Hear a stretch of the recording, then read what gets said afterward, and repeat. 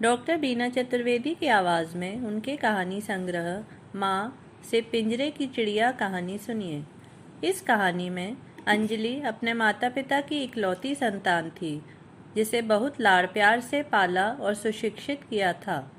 ससुराल में बेटे की चाह में उसके पति और सास ससुर के द्वारा अपने घर के चिराग को कई बार अपने ही हाथों से बुझाया गया था। अंजलि की ऐसी हालत कर दी थी कि वह हंसना बोलना तक भूल गई थी। सुनिए कहानी पिंजरे की चिड़िया। कुछ समय पूर्व एक पार्टी में अंजलि से मेरी मुलाकात हुई थी। वह काफ़ी मायूस और बुझी बुझी सी लग रही थी। मैं अंजलि को बचपन से देखती आ रही हूँ। मेरा और अंजलि का घर अगल बगल में ही था। मैंने उसे हमेशा खिलखिलाते हुए और मौज मस्ती करते हुए ही देखा था। उसकी ऐसी हालत देखकर मुझे बहुत ही कष्ट हुआ था। मेरी समझ में नहीं आ रहा था कि उसकी इस हालत का उत्तरदायी कौन हो सकता है, ससुराल के लोग या फिर वह स्वयं। अंजलि से संक्षिप्त वार्तालाप करने के बाद मेरी समझ में जो आया वह मुझे बहुत अनुचित लगा। उसने बताया कि उसका दाम्पत्य जीवन संतोषप्रद नहीं है। उसके जीवन में विष के बीज बोने वाले उसके सास ससुर, पति, ननद तथा परिवार से जुड़े सगे संबंधी लगभग सभी लोग हैं। हर दिन कलहपूर्ण वातावरण में उसे जली कटी बातें सुनने को मिलती हैं। अंजलि को लगता है कि शायद उसके नसीब में विधाता ने सुख की एक किरण भी नहीं लिखी है। मैंने अंजलि को सांत्वना देते हुए कहा, अंजलि, ससुराल में हर किसी को उतना अपनत्व तो नहीं मिल पाता जिसकी वह हकदार होती है। भले ही लड़की का व्यवहार कितना भी मधुर और संतोषप्रद हो, तुम धैर्य के साथ अपना कर्तव्य पूरा करती रहो। अंजलि ने बताया, सासू माँ कहती हैं कि मोहल्ले की औरतें मुझे इतना ताना मारती रहती हैं कि तुम्हारे बेटे की शादी को 5 वर्ष हो गए, मगर अभी तक तुमको दादी बनने का सुख क्यों नहीं मिला। इस तरह की बातें करके सासू माँ हर समय मुझे जली कटी सुनाती रहती हैं।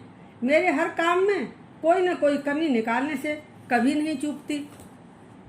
अंजलि कहने लगी, यदा कदा लोग बुराई या आलोचना करें तथा उसके पीछे कोई वास्तविक तथ्य हो तो उस आलोचना का मतलब भी होता है। यहाँ तो ससुराल के हर व्यक्ति ने यह तय कर लिया है कि वे लोग मुझे मानसिक और शारीरिक रूप से कष्ट देते ही रहेंगे। अब ऐसी स्थिति में क्या किया जा सकता है। अभी तक मैंने ये बातें किसी को भी नहीं बताई। आज तुझसे मिलने के बाद मैं स्वयं को नहीं रोक सकी। अंजलि से मिलने के बाद उसकी हालत को देखकर मुझे बहुत बुरा लग रहा था। मैंने उससे कहा, मैं आज ही अंकल और आंटी को तेरे बारे में अवश्य बताऊंगी। उसने मुझे हिदायत दी कि मैं ऐसा कुछ भी नहीं करूं। मम्मी और पापा यह सब सुनकर परेशान हो जाएंगे। उन्होंने मुझे हथेली पर रखा है। इस अवस्था में उन्हें मैं कैसे कष्ट दे सकती हूँ। एक दिन मैंने देखा कि अंजलि और उसका पति आलोक एक व्यक्ति के साथ तेज कदमों से चले जा रहे थे। उन्हें देखकर ऐसा लग रहा था मानो अपने गंतव्य पर पहुंचने की उन्हें बहुत जल्दी थी। मैंने अंजलि को आवाज़ दी और उसने मेरी ओर देखा भी, मगर आलोक उसका हाथ खींचते हुए उसे अपने साथ ले गया। उसका चेहरा मुरझाया हुआ था। उसकी हालत देखकर ऐसा लग रहा था मानो उसे जबरदस्ती कहीं ले जाया जा रहा था। मुझे उन पर शक हो गया, अतः कुछ अंतराल पर मैं भी उनके पीछे चल दी। थोड़ी दूर जाकर हम लोग रुक गए और इधर उधर देखकर टोह लेने लगे। शायद किसी का इंतजार कर रहे थे वे लोग। उसी समय मैंने देखा कि एक व्यक्ति लग्जरी गाड़ी से उतरा। उसके हाथ में एक अटैची बैग था। उसको देखकर मुझे लगा कि शायद मैं उसे पहचानती हूँ। मैंने अपने दिमाग पर जोर डाला। तब मुझे याद आया कि एक बार जब मैं अस्पताल गई थी तब वही व्यक्ति मुझे अस्पताल के बाहर दिखाई पड़ा था। कई ग्रामीण औरतें इसके इर्द गिर्द खड़ी थी। वह सब आपस में बातें कर रही थीं कि यह बहुत बड़े डॉक्टर हैं। जब किसी औरत के बच्चा होने वाला होता है तब यह कुछ ही देर में चेक करने के बाद बता देते हैं कि पेट में पल रहा बच्चा लड़का है या लड़की। हमारे गांव की औरतें इन्हीं को दिखाती हैं। आज भी हम लोग इन्हीं से चेक करवाने आए हैं। यह सब देख सुनकर मुझे बड़ा अजीब लगा था। मैं तो इस वाकया को लगभग भूल चुकी थी, मगर आज जब इसको देखा तो मुझे सारी घटना याद आ गई। मैंने देखा कि उस तथाकथित डॉक्टर के साथ एक सहायक भी था। अंजलि और आलोक उसके साथ एक पतली सी गली में चले गए। मैं भी उनके पीछे पीछे कुछ अंतराल पर उस गली के अंदर चली गई। मैंने देखा कि उसने एक छोटे से कमरे का ताला खोला। उस कमरे में एक पलंग और थोड़ा सा फर्नीचर था। उस डॉक्टर ने अंजलि को पलंग पर लिटा दिया। एक छोटी सी मेज पर सोनोग्राफी मशीन रखकर जांच शुरू कर दी। एक दलाल ने आलोक से एक नोटों की गड्डी ली। लगभग 10-15 मिनट बाद बोला, सारी बहन जी, इस बार भी आपकी बेटी है। अंजलि गिड़गिड़ाते हुए हाथ जोड़कर कहने लगी, डॉक्टर साहब, आप क्या कह रहे हैं? जरा ध्यान से देखिए। यदि ऐसा है तो अब मैं जीकर भी क्या करूंगी? अंजलि को सांत्वना दिलाते हुए वह कहने लगा, ठीक है, मैं एक बार फिर से देखता हूँ, लेकिन इससे कोई फायदा नहीं होने वाला है। मैं दीवार के पीछे छिपकर उनकी बातें सुन रही थी। मेरे देवर पुलिस इंस्पेक्टर हैं। मैंने अपने मोबाइल से उनसे बात की और इस स्थान का पता मैसेज करके उनसे कहा कि आप शीघ्र ही यहाँ आ जाइए। मेरे देवर बताए हुए पते पर पुलिस दल के साथ शीघ्र ही वहाँ आ गए। आते ही उन लोगों ने उस तथाकथित डॉक्टर और उसके सहायक को धर दबोचा। सोनोग्राफी मशीन को अपने कब्जे में लेकर उन्हें थाने ले गए। सरकारी अस्पताल के डॉक्टरों की टीम को थाने में बुलवाकर मशीन की जांच करवाई गई। जब अंजलि और आलोक ने मुझे अपने सामने देखा तो दोनों स्तब्ध हो गए। डॉक्टर तथा थाने के लोग सब मिलकर मुझे धन्यवाद दे रहे थे कि आपके कारण आज समाज के बहुत बड़े धोखेबाज और कानून के गुनाहगार को रंगे हाथों पकड़ा गया। थानेदार ने अपनी कड़क आवाज में उस धोखेबाज तथा कथित डॉक्टर से पूछा, एक डॉक्टर होते हुए तुमको ऐसा घृणित कार्य करने में थोड़ी सी भी शर्म नहीं आती? तुमने कहाँ से किया है MBBS? अपनी डिग्री दिखाओ। उसने कांपते हुए लहजे में जवाब दिया, साहब, मैंने किसी भी तरह की डॉक्टरी की पढ़ाई नहीं की। उसका जवाब सुनकर सभी लोग दंग हो गए। थानेदार ने उससे आगे प्रश्न किया, जब तुमने डॉक्टरी की कोई पढ़ाई ही नहीं की, तब बिना जानकारी के तुमको यह कैसे पता चलता है कि गर्भ में पल रहे भ्रूण का लिंग क्या है? उसने जवाब दिया, साहब, मैं एक सोनोग्राफी सेंटर पर काम करता था। वहां मैं डॉक्टर साहब को सोनोग्राफी करते हुए देखता था। वह मरीज से किस तरह से प्रश्न करते थे और किस तरह से पेट पर मशीन घुमाते थे। मुझे एक तरह से वहीं इस काम को करने का मार्गदर्शन मिला था। जब मैं पेशेंट को लेकर रूम से बाहर आता तो बाहर खड़े हुए उस मरीज के रिश्तेदार मुझसे कहते कि आप जाकर डॉक्टर साहब से पूछकर मुझे बता दो कि पेट में लड़का है या लड़की, हम तुमको मुंह मांगा इनाम देंगे।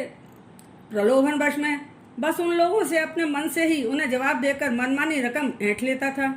इस प्रकार के अनुभव से मेरी हिम्मत बढ़ती गई और मैंने यह धंधा शुरू कर दिया। थानेदार ने पूछा, तुमने यह मशीन कहाँ से खरीदी? उसने तपाक से जवाब दिया, मैंने हटवाड़े से कौड़ियों के भाव में यह मशीन खरीदी थी। साहब, मैं तो सोनोग्राफी के बारे में कुछ भी नहीं जानता। बस मैं तो सभी लोगों को हमेशा एक ही जवाब दे देता हूँ कि पेट में पल रहा भ्रूण लड़की का है। साहब, लड़की सुनते ही पेशेंट के साथ आने वाले लोग बस एक जैसा ही प्रश्न मुझसे करते थे कि बच्चा कब और कहाँ कैसे गिरवा सकते हैं। मैं उन लोगों को ऐसे लोगों का पता बता देता जहाँ ये काम होता था। थानेदार ने पूछा, कभी किसी ने तुम्हारी शिकायत नहीं की कि तुम गलत धंधा करते हो? उसने हंसते हुए बड़े ही बेशर्मी से जवाब दिया, हमें ऐसे लोगों पर पूरा विश्वास होता है कि वह शिकायत नहीं कर सकते। इसका कारण स्पष्ट है, क्योंकि प्रथम गुनाहगार तो वह स्वयं ही है। ऐसी स्थिति में किस मुंह से आप लोगों के पास आकर शिकायत कर सकते? इस घटना के बाद मैं अंजलि के बारे में सोच सोचकर बहुत परेशान हो रही थी। उसे ऐसी गलती की सजा मिल रही थी जो कि उसने कभी की ही नहीं थी। अंजलि मन ही मन घुट रही थी। उसके ससुराल वालों ने उसे डरा धमका कर रखा था। वह किसी को कुछ भी नहीं बता सकती थी। अंजलि को उसके माता पिता के घर भी नहीं भेजते थे। यदा कदा स्वयं अपने साथ लेकर जाकर मिला लाते थे। इस घटना के कई दिन बाद मैंने अंजलि से मोबाइल पर बात करनी चाहिए। मैंने उसका नंबर डायल किया, मगर यह क्या, उसका मोबाइल तो स्विच ऑफ था। शाम को मैंने अंजलि के घर जाकर उससे मिलने का विचार कर लिया। मैंने अपने पति को अंजलि के साथ हो रहे दुर्व्यवहार की पूरी कहानी सुना रखी थी। जैसे ही मेरे पति ऑफिस से घर आए, मैंने उनसे अनुरोध किया, हमें अंजलि के ससुराल चलकर उसकी खैर खबर लेनी चाहिए। अचानक ही तो हम दोनों अंजलि के ससुराल पहुंच गए। हम दोनों को आया हुआ देखकर अंजलि और उसके ससुराल के लोगों के चेहरों का रंग बदल गया। हम दोनों ने इत्मीनान से सबसे बात की आलोक को हमने बताया कि उस तथाकथित डॉक्टर को जेल हो गई थी। आप लोगों ने उस पर विश्वास करके बहुत बड़ी गलती की थी। आज हालात बदल चुके हैं। अब लड़का और लड़की का भेदभाव लोगों के दिलो दिमाग से निकल चुका है। आप लोगों ने अपने घर के चिराग को एक बार ही नहीं बल्कि 2 बार अपने हाथों से बुझाया था। अंजलि का कोई कसूर न होते हुए भी आप लोगों ने उसे बार बार सजा दी थी। वह किस तरह की मानसिक स्थिति से गुजर रही होगी, इस बात की आप लोगों को तनिक भी परवाह नहीं थी। देखिए उसका चेहरा कितना मुरझा गया है। अंजलि मेरी बचपन की सहेली थी। वह जिस परिवार से आई है उसके घर के सभी लोगों को मैं अच्छी तरह से जानती हूँ। उसके घर वालों ने उसे अच्छे संस्कार दिए हैं। इसी वजह से आपके द्वारा दिए गए कष्टों और इतनी बड़ी बड़ी गलतियों को भी वह सहन करती रही, किसी को कुछ नहीं बताया। अब आप लोगों की जिम्मेदारी बनती है कि अपने सद्व्यवहार से उसके शारीरिक और मानसिक कष्टों को दूर करें। आप लोग जानते हैं कि अंजलि अपने माता पिता की इकलौती संतान थी। उसके माता पिता ने उसे बहुत लाड प्यार से पाला था और सुशिक्षित किया था। अपने घर में उसने अपने हाथ से उठाकर 1 गिलास पानी तक नहीं पिया था। अंजलि के माता पिता उसकी हर इच्छा का समुचित ध्यान रखते थे। उसकी बदकिस्मती देखिए, आप लोगों ने उसकी क्या हालत कर दी। वह हंसना बोलना तक भूल चुकी है। अंजलि की मम्मी हमेशा कहती थी, मेरी अंजलि पिंजरे की चिड़िया है। मैं उसे सर्व सुख देना चाहती हूँ, लेकिन लड़की जात की विडम्बना देखिए। एक दिन हम इसको इस सोने के पिंजरे में मिलने वाले सुख से निकालकर ससुराल के पिंजरे में कैद कर, एक दिन हमें इसे ससुराल के पिंजरे में कैद करना होगा।